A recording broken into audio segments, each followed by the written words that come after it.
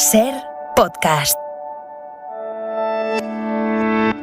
Soy Nieves con Costrina y estás escuchando Acontece que no es poco, un podcast donde no te contamos nada nuevo, pero te lo contamos de otra manera. Aquí te va otro episodio. Yo ya sé que resulta cada vez más complicado rastrear las noticias, las historias más allá del primer titular. Debe ser que nos hemos acostumbrado al clic y al fogonazo para pasar rápidamente a otro tema, pero lo de profundizar en algo diría que no está muy de moda, ¿no? Va. Pero como a pesados y a optimistas tampoco nos gana nadie, vamos a intentarlo un día más. A ver, la guerra de África, ¿nos suena? ¿Les suena? Sí, seguro que sí. Bueno, los oyentes más jóvenes no sé. Pero hoy es una buena oportunidad para aprenderlo. Desembarco de Alhucemas. Digamos que también nos suena. Vale, pues ahora vamos a rascar un poco, vamos al contexto histórico. Nieves, venga, vamos al contexto, porque aquí hay mucha chicha, pero siempre estamos pasando por encima de estos asuntos. Hace unos meses, seguro que les sonará a mucha gente, en muchos medios y en algunos foros, se estuvo recordando muy machaconamente un aniversario muy redondo conocido como el desastre de Anual. Sí. ¿No? Anual es un pueblico que hay en el norte de Marruecos, que está, para entendernos, entre Ceuta y Melilla, ¿no? En julio se cumplieron 100 años de aquella catástrofe humana, porque murieron 7.000 soldados españoles, por culpa de los propios españoles, porque aquello fue un suicidio, en el que, se dejaron la vida, pues como siempre, los más miserables, que eran los que iban a la guerra y que ni siquiera sabían por lo que se estaban pegando allí.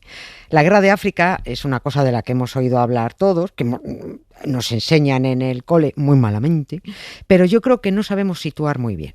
Primero, porque hay varias guerras llamadas así. La guerra de África, vale, sí, pero están en distintas épocas, desde la que hubo durante el reinado de Isabel II, que se fue a mediados del siglo XIX, hasta la que ha habido a principios del siglo XX y que duró hasta 1927. Bien. Y he pensado que aprovechando que el 8 de septiembre, tal que hoy, de 1925, se produjo el famoso desembarco de Alhucemas, Alhucemas también está en el norte de Marruecos, también entre Ceuta y Melilla. Bien, pues ese desembarco por parte del ejército español y que supuso el fin de aquella maldita guerra de África que nunca debería haberse producido, porque solo se trataba de defender los intereses económicos de las élites. Y entre esos intereses estaban las minas ¿de quién? De Alfonso XIII. Ayer me decía, sabía yo que iba a decir... Los reyes. Sí, ya estamos otra vez con los reyes. ¿Qué le vamos a hacer? Si llevan metiendo mano en la caja más de un siglo, ¿no? Y España, más que su país, es su empresa. ¿Qué hacemos? Pues contarlo.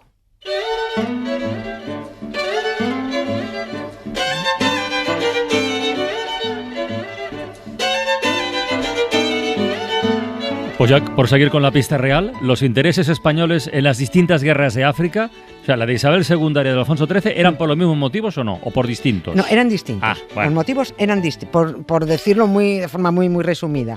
En un caso fue más por defender el territorio y en el otro fue más bien por ampliar el territorio. A ver, se va a entender enseguida. Lo de Marruecos y España, y eso lo sabemos porque ponemos el telediario, es una atracción fatal que se remonta, ojo, a los reyes católicos. Con ellos tomamos Melilla por las armas, vale, ojo, eran otros tiempos. Luego Portugal nos traspasó Ceuta, también vale, porque seguían siendo otros tiempos, hasta que ya a mediados del 19, en 1859, unas tribus bereberes, al servicio de tal o cual sultán, pues se liaron a patadas con los escudos, los símbolos, ya estamos con los símbolos, ¿no? Se liaron a patadas con los escudos españoles que había demarcando los alrededores de Ceuta y Melilla, pues para incordiar, ¿no? Para echar a los españoles de Marruecos. Pero hubo que decirles... Perdonad bonitos, estaros quietos, porque Marruecos no existía cuando España ya tenía Ceuta y Melilla, o sea que aquí no tenéis nada que reclamar a eso, ¿no? Por eso el general O'Donnell, que se fue para allá, insisto, estamos hablando de mediados del 19, se fue para allá con el ejército antes de que la cosa fuera a más, o sea, fueron a defender los territorios. Vale, hasta ahí queda claro. Lo único que queda un poco simpático de aquella guerra fue los términos en los que se produjo la despedida de O'Donnell, de la reina y de su marido cuando se iba a la guerra. ¿Qué dijo? Isabel II le dijo: ay, si yo fuera hombre, te acompañaría. Y dijo el rey Francisco, que ya sabemos lo que era, dijo: lo mismo te digo, O'Donnell, lo mismo te digo. Sí. Bueno, aquella guerra se ganó, pero se perdió mucho. Murieron también otros 7.000 hombres y las arcas del Estado se quedaron tiritando. La calma nunca llegó del todo y estuvimos, el resto del siglo IX, tira, floja, batallita va, batallita viene, hasta que nos metimos en el siglo XX. Y ahí España quiso meter cuchara. Pero eso fue en pleno periodo colonial. Claro. ¿Qué tenía España en el norte de Marruecos, además de Ceuta, Melilla, las Islas Chafarinas? ¿Tenía algo más? Sí, España tenía en el año 1900, y aún sigue teniendo, ojo, tenía también las Islas Alucemas, no confundir con la ciudad Alucemas, ¿no? Islas Alucemas, que está en la bahía de Alucemas, pero bueno, en realidad son 2 mojones de islas deshabitadas y un peñón que ahí sí vive gente muy apelotonada, pero viven. Y también teníamos, y seguimos teniendo, el peñón de Vélez de la Gomera, que para situarlo está justo enfrente de Málaga, pero al otro lado del Mediterráneo, en la costa africana. Uno mira el Mediterráneo justo desde Málaga y enfrente está el Peñón de Vélez Málaga. Y además, muy curioso, ahí tenemos un récord, porque esa frontera que separa el Peñón español de Marruecos es la más corta del mundo. ¿Cuánto mide? 80 metros. 80. 80 metros. Sí, bueno. Y esas eran las 5 plazas que tenía España en 1900. Las Islas Chafarinas y las Islas Alucemas, Peñón de Vélez de la Gomera, Ceuta y Melilla. Y bueno, no nos vamos a olvidar de Perejil. Falta Perejil. Aquel que trajo más que palabras también hace unos años. Es un peñón que hay, un islote que hay en el estrecho. Bueno, pero España quiso aprovechar a principios del siglo XX una bronca entre sultanes marroquíes y pensó eso de a río revuelto, ganancia de pescadores. Empezó a querer quedarse con territorio que no era suyo y se metió en camisas de 11 varas. El momento es importante porque España acababa de perder todas las colonias de ultramar. Casi todos los países europeos tenían sus protectorados en África, pero España no tenía nada, lo que has dicho, era un periodo colonial muy activo. Por eso se llega a un acuerdo con los franceses. España llega a un acuerdo con los franceses. Ellos se establecieron en una zona, todos recordamos Casablanca, ese era el protectorado, ¿no? Y a los españoles les tocó un protectorado en la parte norte de Marruecos, pero con territorios separados. Es decir, Larache estaba en el oeste, Ceuta en el centro y Melilla en el este. Vale, pero es que todos los territorios que quedaban en el medio, ¿qué? Pues que España también los quería. Claro. Los quería para conectar sus 3 zonas, Larache, Ceuta y Melilla. Y se metió a guerrear. Y con esa guerra en África llegaron los desastres, el del Barranco del Lobo, el desastre de Anual en 1921, que es muy épico y por eso se recordó, el de Alucemas, aunque este desembarco fuera un éxito, pero bueno, fue el final de la guerra y la derrota de España, que volvió a quedarse con las 5 plazas iniciales. Esto se resume en lo que decía José Mota: si hay que ir se va, pero ir paná, bueno, pues fueron paná. Oye, ¿y qué intereses económicos tenía Alfonso XIII en Marruecos? Las minas de hierro, porque era uno de los principales accionistas y las quería defender a muerte. Más bien quería que se las defendieran los españoles mientras él estaba haciendo el playboy por España, ¿no?